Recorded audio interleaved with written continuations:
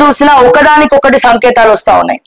మన హైదరాబాద్ లో పటంచేరులో ఉన్నటువంటి పటంచేరు నియోజకవర్గం జిన్నారంలో ఏకైక శివాలయం ఉంది. ఆ శివాలయంలో ఉన్నటువంటి శివలింగాన్ని ముక్కలుగా చేసి విసిరేయడం జరిగింది. అది క్లియర్ గా ముస్లింసే చేసినట్టు విజువల్స్ కూడా వాళ్ళే చెప్పినారు, డైరెక్ట్ గా మేమే చేసినామని.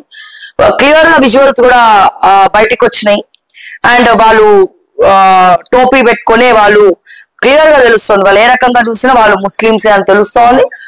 సో ఆ విగ్రహాన్ని ఏకైక జిన్నారంలో ఒకటే ఒక శివాలయం ఉంది, దాన్ని ఒక అతిపెద్ద టెంపుల్ గా కూడా డెవలప్ చేద్దామని జిన్నారం గ్రామస్తులు అక్కడ ఉన్న వాళ్ళందరూ కూడా మాట్లాడుకున్నారట.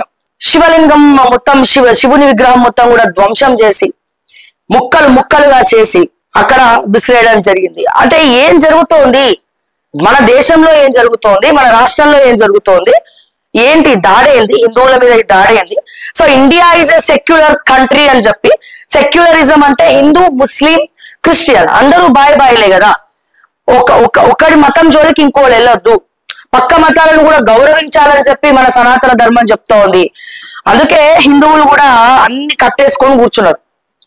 ఎందుకని పక్క మతాలను కూడా ప్రేమించండి, గౌరవించండి. ముఖ్యంగా ఈ పక్క మతాలను కూడా గౌరవించండి అని ఒకే దాంతో భారతీయులందరూ ఒక్కటే అని అనే కదా ఇప్పుడు రాజ్యాంగంలో కూడా ఇవన్నీ కూడా ఇండియా ఇస్ సెక్యులర్ కంట్రీ అన్నారు. సో అందరం సమానంగా ఉండాలన్నారు.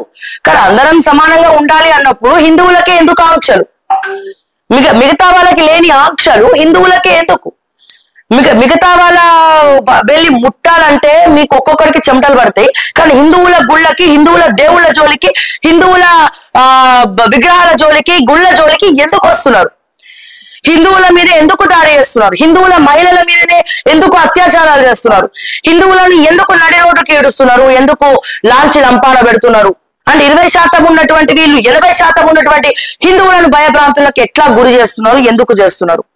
అందరిని అంటలేను, మళ్ళీ సారీ టు సే దిస్, కొంతమంది, అందరినీ అంటలేను, అందరూ అనట్లేదు. ఇక్కడ ఎవరైతే కొంతమంది మూర్ఖంగా ఆలోచిస్తున్నారో, మూర్ఖంగా బిహేవ్ చేస్తున్నారో ఇతర మతాల్లో, ఈ విద్వేషాన్ని నూరబోస్తున్నారో వాళ్ళ గురించి నేను మాట్లాడుతా ఉన్నాను. ఎక్కడో కాశ్మీర్ లో జరిగినటువంటి, ఎక్కడో కాశ్మీర్ కాదు, మన భారతదేశం కాశ్మీర్ గురించే మొత్తం ఈ గొడవలన్నీ.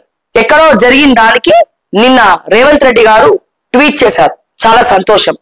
మరి మీ రాష్ట్రంలో, నువ్వు ముఖ్యమంత్రిగా ఉన్నటువంటి రాష్ట్రంలో, మీరు ముఖ్యమంత్రిగా ఉన్నటువంటి రాష్ట్రంలో పటంచెరులో, మినీ ఇండియా అని పిలువబడే పటంచెరులో జిన్నారంలో ఉన్నటువంటి శివాలయం, శివుని విగ్రహం ఖండాలుగా నరికి వేస్తా ఉంటే మరి దాని మీద మీరు ట్వీట్ చేయరా? దాని గురించి మాట్లాడరా? గ్రూప్ 1 ఉద్యోగాలు అమ్ముకుంటే దాని గురించి మాట్లాడు, విగ్రహాలు ధ్వంసం చేస్తుంటే దాని గురించి మాట్లాడరు.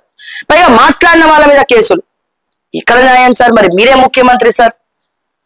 కాశ్మీర్ లో దాడి జరిగితే మీరు ట్వీట్లు చేస్తున్నారు, మరి మన తెలంగాణలో దాడులు జరుగుతూ ఉంటే, మన తెలంగాణలో కూడా ఇక్కడ విగ్రహాలను పగలగొడతా ఉంటే మీరు మాట్లాడాల్సినటువంటి అవసరం మీకు లేదా? ఒక ముఖ్యమంత్రిగా యాక్షన్ లోకి దిగేటువంటి అవసరం మీకు లేదా? నేను అడుగుతా ఉన్నాను, దయచేసి సమాధానం చెప్పాలా. నాకు చెప్పొద్దు, మీరు తెలంగాణ ప్రజలకు చెప్పాలా, యావత్ హిందువులందరూ కూడా మీరు చెప్పాల్సినటువంటి అవసరం ఉన్నది.